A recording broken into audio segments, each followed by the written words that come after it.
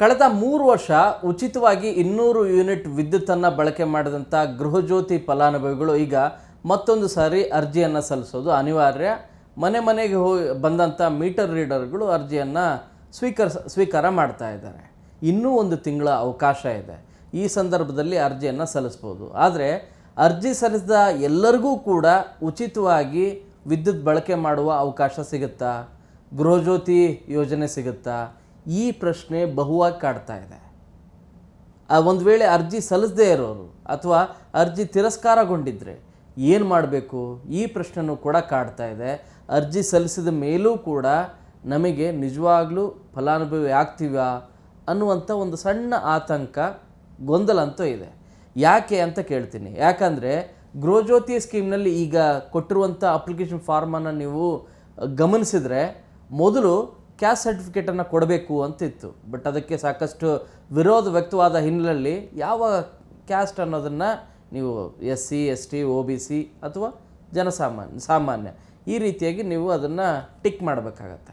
So ಇದು ಒಂದು important point. ಆದರೆ ಎರಡನೇದು ಭಾಳ ಪ್ರಮುಖವಾಗಿ ನಿಮಗೆ ನೀವು ಇನ್ಕಮ್ ಟ್ಯಾಕ್ಸ್ ಅಂದರೆ ಆದಾಯ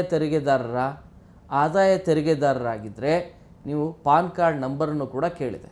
ಸೊ ಪಾನ್ ಕಾರ್ಡ್ ನಂಬರ್ನು ಕೂಡ ನೀವು ಎಂಟ್ರಿ ಮಾಡಬೇಕಾಗತ್ತೆ. ಆದಾಯ ತೆರಿಗೆ ಮಾಡಿದ ದಾಖಲೆ, ಆದಾಯ ತೆರಿಗೆಯನ್ನು IT ಫೈಲ್ ಮಾಡಿದವರಾಗಿದ್ದರೆ.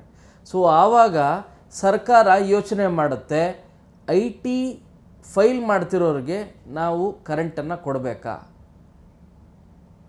ಈ ಪ್ರಶ್ನೆ ಅಂತೂ ಸಹಜವಾಗಿ, ಯಾಕಂದರೆ ಇಲ್ಲಿವರೆಗೂ ಏನು ಹೇಳಿಲ್ಲ.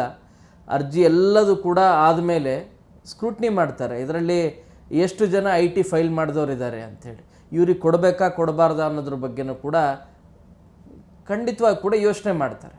ಸೊ ಈ ಹಿನ್ನೆಲೆಯಲ್ಲಿ ಯಾರ್ಯಾರು ಅರ್ಜಿ ಸಲ್ಲಿಸ್ತಾ ಇದ್ದೀರಿ ಎಲ್ಲರೂ ಕೂಡ ಅರ್ಜಿ ಸಲ್ಲಿಸಿದ ಮೇಲೂ ಕೂಡ ಸರ್ಕಾರ ಒಂದು ರೀತಿ ಪರಿಶೀಲನಾ ಕಾರ್ಯವನ್ನು ಮಾಡುತ್ತೆ ಇಲಾಖೆಯ ಮಟ್ಟದಲ್ಲಿ ಅಧಿಕಾರಿಗಳ ಜೊತೆಗೆ. ಸೊ ಆ ಸಂದರ್ಭದಲ್ಲಿ ಕ್ರಾಸ್ ಚೆಕ್ ಮಾಡೇ ಮಾಡ್ತಾರೆ.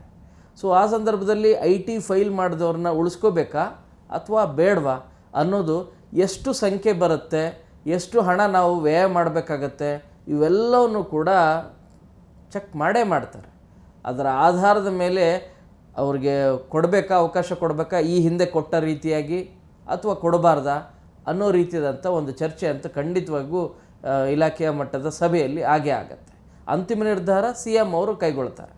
ಇದು ಒಂದು ಎರಡನೇ ಭಾಳ ಪ್ರಮುಖವಾದಂಥ ವಿಚಾರ. ಆದರೆ ಮೂರನೇದು ಭಾಳ ಪ್ರಮುಖವಾದಂಥ ವಿಚಾರ, ಈಗಾಗಲೇ SIR ಪ್ರಕ್ರಿಯೆ ನಡೀತಾ ಇದೆ. ಅಂದರೆ ನಿಮ್ಮ ವೋಟರ್ ID ಏನಿದ್ದಾವೆ ಅವುಗಳೆಲ್ಲವೂ ಕೂಡ ಮತದಾರ ಪಟ್ಟಿಯಲ್ಲಿ ನಿಮ್ಮ ಹೆಸರನ್ನು ಸೇರಿಸುವಂಥ ಈ ಪ್ರಕ್ರಿಯೆ ನಡೀತಾ ಇದೆ. ಒಂದು ವೇಳೆ ನೀವು ವೋಟರ್ ID ನಿಮಗೆ ಇಲ್ಲ ಅನ್ನೋದಾದರೆ, ನೀವು ಭಾರತದ ಪ್ರಜೆ ಅಲ್ಲ ಅನ್ನೋ ರೀತಿಯಾಗಿ ವೋಟಿಂಗ್ ಮಾಡೋದು ಭಾಳ ಇಂಪಾರ್ಟೆಂಟ್ ಅಲ್ಲ. ಈಗಾಗಲೇ CM DK ಶಿವಕುಮಾರ್ ಭಾಳ ಸ್ಪಷ್ಟವಾಗಿ ಹೇಳಿದ್ದಾರೆ. ಏನಂತ ಹೇಳಿದ್ದಾರೆ? ಖಂಡಿತವಾಗಿ ಕೂಡ ಯಾರು ವೋಟರ್ ID ಇರಲ್ವೋ, ಅವ್ರ ಹತ್ರ ಮತದಾರ ಪಟ್ಟಿಯಲ್ಲಿ ಅವ್ರ ಹೆಸರಿರಲ್ವೋ ಅವರಿಗೆ ಸರ್ಕಾರದ ಸ್ಕೀಮ್ಗಳು ಗ್ಯಾರಂಟಿ ಸ್ಕೀಮ್ಗಳು ಮಾತ್ರ ಅಲ್ಲ, ಸರ್ಕಾರದ ಯಾವ ಸ್ಕೀಮ್ಗಳು ಕೂಡ ಸಿಗೋದಿಲ್ಲ ಅಂಥೇಳಿ. ಈ ಹಿನ್ನೆಲೆಯಲ್ಲಿ ಹಾಗೊಂದು ವೇಳೆ ಅವರು ಪಟ್ಟಿಯಿಂದ ಏನಾದರೂ ಹೊರಗೆ ಹೋದರು ಅಂತ ಅನ್ನೋದಾದರೆ, ಅಥವಾ ಎರಡೆರಡು ಕಡೆಗಿತ್ತು ಅನ್ನೋ ಕಾರಣಕ್ಕಾಗಿ ಎರಡು ಕಡೆಗೂ ಕೂಡ ಇಲ್ಲ ಅನ್ನೋ ರೀತಿ ಏನೋ ಆಯಿತು ಅಂದರೆ, ಆವಾಗ ಅವರನ್ನು ಕೂಡ ಫಲಾನುಭವಿ ಆಗಿದ್ದರೆ ಅವ್ರನ್ನೂ ಕೂಡ ಹೊರಗಡೆ ಇಡುವಂಥ ಕಾರ್ಯ ಆಗುತ್ತೆ. ಸೊ ಆಗಸ್ಟ್ 31ರವರೆಗೆ ಅವಕಾಶ ಇದೆ. ಸೊ ಅಲ್ಲಿವರೆಗೂ ಕೂಡ ಅವಕಾಶ ಇರೋದರಿಂದ ಅರ್ಜಿ ಹಾಕುವಂಥ ಕಾರ್ಯವನ್ನು ಮಾಡಿ, ಇದು ಅನಿವಾರ್ಯ. ಒಂದು ವೇಳೆ ನಾನು IT ಫೈಲ್ ಮಾಡ್ತಾಯಿದ್ದು ಕೂಡ ನಾನು IT ಫೈಲ್ ಮಾಡ್ತಿಲ್ಲ ಅಂತ ಕೊಡ್ಬೋದಾ ಮಾಹಿತಿ? ಸೊ ಅದನ್ನು ಚೆಕ್ ಮಾಡುವ ಸಂದರ್ಭದಲ್ಲೂ ಕೂಡ ನಿಮ್ಮ ಆಧಾರ್ ಕಾರ್ಡ್ ನಂಬರ್ ಬೇಸ್ ಮೇಲೇ ಚೆಕ್ ಮಾಡಿಬಿಡ್ತಾರೆ. ಸೊ ಈಸಿಯಾಗಿ ಆಕ್ಸೆಸ್ ಸಿಗುತ್ತೆ. ಆ ಕಾರಣಕ್ಕಾಗಿ ಏನಿದೆಯೋ ಮಾಹಿತಿಯನ್ನು ಕೊಡೋದು ಒಳ್ಳೆಯದು. ಸೊ ಇಲ್ಲಿವರೆಗೂ ಬೆಸ್ಕಾಮ್ ಸೇರಿದಂತೆ ಬೆಸ್ಕಾಮ್, ಜೆಸ್ಕಾಮ್, ಚೆಸ್ಕಾಮ್, ಹೆಸ್ಕಾಮ್, ಮೆಸ್ಕಾಮ್ ಹೀಗೆ ಮತ್ತು ಹುಕ್ಕೇರಿ ಗ್ರಾಮೀಣ ವಿದ್ಯುತ್ ಸಹಕಾರಿ ಸಂಘ ಹೀಗೆ ಇವುಗಳೆಲ್ಲ ಕೂಡ ಎಲ್ಲ ಎಸ್ಕಾಮ್ಗಳಲ್ಲಿ ಎಷ್ಟು % ಮಾಡಿದ್ದಾರೆ ಅಂದರೆ 50% ಮಾತ್ರ ಇಲ್ಲಿವರೆಗೂ ಅರ್ಜಿಯನ್ನು ಮರುಪರಿಶೀಲನಾ ಕಾರ್ಯ ಆಗಿದೆ ಮೀಟರ್ ರೀಡರ್ಗಳ ಮೂಲಕ. 50% ಮಾತ್ರ, ಅಂದರೆ ಒಂದು ತಿಂಗಳಲ್ಲಿ ಒಂದು 50% ಆಗಿದೆ. ಇನ್ನೂ 50% ಆಗೋದು ಬಾಕಿ ಇದೆ. ಸೊ ಇನ್ನೂ ಒಂದು ತಿಂಗಳಲ್ಲಿ ಆಗುತ್ತೆ ಅನ್ನುವಂಥ ನಿರೀಕ್ಷೆ ಇದೆ. ನಮ್ಮ ಗೃಹಜ್ಯೋತಿ ಫಲಾನುಭವಿಗಳು ಇರೋದು 1,65,00,000. ಸೊ ಈಗ ಆಗಿರೋದು 84,84,000. ಇದರಲ್ಲಿ ಅತಿ ಹೆಚ್ಚು ಬೆಸ್ಕಾಮ್ ಅಲ್ಲಿ ಆಗಿರೋದು ಅರ್ಜಿಯನ್ನು ಸಲ್ಲಿಸಿದವರು 34 ಲಕ್ಷದ, ಯಾಕಂದರೆ ಸಂಖ್ಯೆ ಜಾಸ್ತಿ ಇದೆ. ನಿಮ್ಮ ಬೆಂಗಳೂರಲ್ಲೇ 1.25 ಕೋಟಿ ಇದೆ. ಬಟ್ ಅದಕ್ಕೆ ಕಂಪೇರ್ ಮಾಡಿದ್ರೆ ಆ ಸಂಖ್ಯೆ ಕಡಿಮೆನೇ ಬೇರೆದಕ್ಕೆ ಕಂಪೇರ್ ಮಾಡಿದ್ರೆ.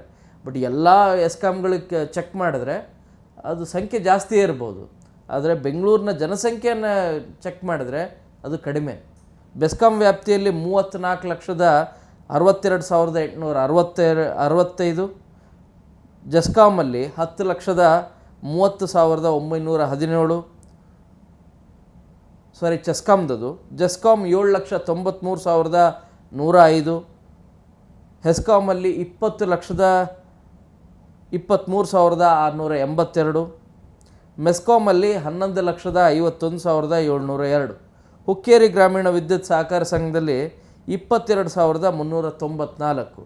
ಸೊ ಟೋಟಲ್ ಓವರಾಲ್ ಆಗಿ 84,84,665 ಇವನ್ನೆಲ್ಲರೂ ಕೂಡ ಇಷ್ಟು ಅರ್ಜಿಯನ್ನು ಸಲ್ಲಿಸುವಂಥ ಕಾರ್ಯ ಆಗಿದೆ. ಇನ್ನೂ ಅರ್ಜಿ ಸಲ್ಲಿಸುವಂಥ ಕಾರ್ಯ ಇನ್ನೂ 1 ತಿಂಗಳ ಕಾಲ ಅವಕಾಶ ಇರೋದರಿಂದ ಆ ಅವಕಾಶವನ್ನು ಬಳಕೆ ಮಾಡಿಕೊಳ್ಳಿ. ಬಟ್ ಇದರಲ್ಲಿ ಅದೇ ಹೇಳಿದ್ನಲ್ಲ, 3 ಭಾಳ ಪ್ರಮುಖವಾದಂಥದ್ದು. ಒಂದು ವೋಟರ್, ಯಾಕಂದರೆ ನೀವು ಫಲಾನುಭವಿ ಆಗ್ಬೇಕಂದ್ರೆ ವೋಟರ್ ಐ ಡಿ ಇರಲೇಬೇಕು. 2ನೇದು ಇನ್ಕಮ್ ಟ್ಯಾಕ್ಸ್ ಫೈಲ್ ಮಾಡೋರನ್ನ ಉಳಿಸ್ಕೋಬಾರ್ದಾ ಅದನ್ನು ಕೂಡ ಅಬ್ಸರ್ವ್ ಮಾಡ್ತಾ ಇದ್ದಾರೆ.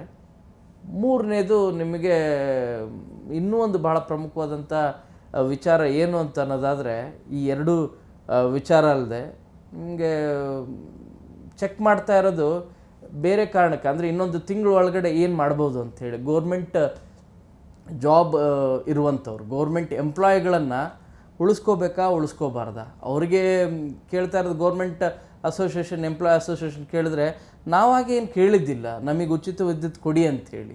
ನೀವಾಗ ಕೊಟ್ಟಿದ್ದೀರಿ, ಹಾಗಾಗಿ ಅದನ್ನು ರಿಸೀವ್ ಮಾಡ್ಕೊಂಡಿದ್ದಾರೆ. ಈಗ ನೀವು ಗಿವ್ ಅಪ್ ರೀತಿಯಾಗಿ ನೀವು ಮಾಡಿ ಅಂತ ಹೇಳಿದರೆ ಅದು ಅವರವರ ವಿವೇಚನೆಗೆ ಬಿಟ್ಟಿದ್ದು ಅಂಥೇಳಿ ಈಗಾಗಲೇ ಸರ್ಕಾರಿ ನೌಕರ ಸಂಘ ತನ್ನ ಅಭಿಪ್ರಾಯವನ್ನು ಕೂಡ ವ್ಯಕ್ತಪಡಿಸ್ತಾ ಇದೆ. ಸೊ ಈ ಹಿನ್ನೆಲೆಯಲ್ಲಿ ಸರ್ಕಾರಿ ನೌಕರರು ಕೊಡಬಾರ್ದಾ ಅನ್ನೋದ್ರ ಬಗ್ಗೆನೂ ಕೂಡ ಚರ್ಚೆ ಅಂತೂ ಸಹಜವಾಗೇ ಆಗತ್ತೆ. ಇನ್ನೂ ಬಹಳ ಪ್ರಮುಖವಾಗಿ ಆ ಅರ್ಜಿಯಲ್ಲೇ ನಿಮಗೆ ಬೇಡ ನನಗೆ ಗೃಹಜ್ಯೋತಿ ಅನ್ನೋದಾದರೆ ತಿರಸ್ಕಾರನೂ ಕೂಡ ಮಾಡ್ಬೋದು. ಕೆಳಗಡೆ ನಿಮಗೆ ಹಿಂದಿನ ಪೇಜಲ್ಲಿ ಕೆಳಗಡೆನೂ ಕೂಡ ನಿಮಗೆ ಸಪ್ರೇಟಾಗಿದೆ ಒಂದು ಕಾಲಮ್ ಇದೆ.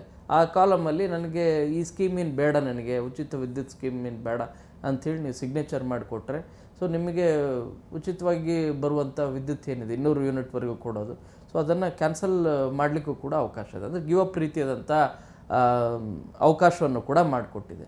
ಎಷ್ಟು ಜನ ಮಾಡಿಕೊಡ್ತಾರೆ, ಸೊ ಇವೆಲ್ಲವೂ ಕೂಡ ಮಾಹಿತಿ ನಿಮಗೆ ಅಪ್ಡೇಟ್ ಕೊಡ್ತಾ ಹೋಗ್ತೀನಿ. ಬಟ್ ಒಂದು ಸಣ್ಣ ಆತಂಕ ಅಂತೂ ಇದೆ. ಒಂದು ವೋಟರ್ ಐ ಡಿ, 2ನೇದು ಇನ್ಕಮ್ ಟ್ಯಾಕ್ಸ್ ಯಾರ್ಯಾರು ಫೈಲ್ ಮಾಡ್ತಾ ಇದ್ದಾರೆ ಅವರೆಲ್ಲರನ್ನೂ ಕೂಡ ಉಳಿಸ್ಕೋಬಾರ್ದಾ, ಗೌರ್ಮೆಂಟ್ ಎಂಪ್ಲಾಯಿಗಳನ್ನು ಉಳಿಸ್ಕೋಬಾರ್ದು ಅನ್ನೋದ್ರ ಬಗ್ಗೆನೂ ಕೂಡ ಚರ್ಚೆ ಆಗುತ್ತೆ ಓವರಾಲ್ ಎಲ್ಲ ಅರ್ಜಿಯನ್ನು ಸಲ್ಲಿಕೆ ಆದಮೇಲೆ. ಕ್ಯಾಮ್ರಾ ಪರ್ಸನ್ ವೆಂಕಟೇಶ್ವರ ಜೊತೆ ಶರಣು ಹಂಪಿ, ನ್ಯೂಸ್ 18. ನಿರ್ಭೀತ, ನಿಷ್ಪಕ್ಷಪಾತ, ವಿಶ್ವಾಸಾರ್ಹ ಸುದ್ದಿಗಳಿಗೆ ಹೆಸರಾಗಿರುವ ನ್ಯೂಸ್ 18 ಕನ್ನಡ ಈಗ ಆಪ್ನಲ್ಲೂ ಲಭ್ಯವಿದೆ. ದಯವಿಟ್ಟು ಇಲ್ಲಿರುವ QR ಕೋಡ್ನ ಸ್ಕ್ಯಾನ್ ಮಾಡಿಕೊಂಡು ಆಪ್ ಡೌನ್ಲೋಡ್ ಮಾಡೋದಕ್ಕೆ ಮರಿಬೇಡಿ. ನಿಮ್ಮ ಬೆಂಬಲ ಹೀಗೆ ಸದಾ ನಮ್ಮೊಂದಿಗಿರಲಿ. ಧನ್ಯವಾದ.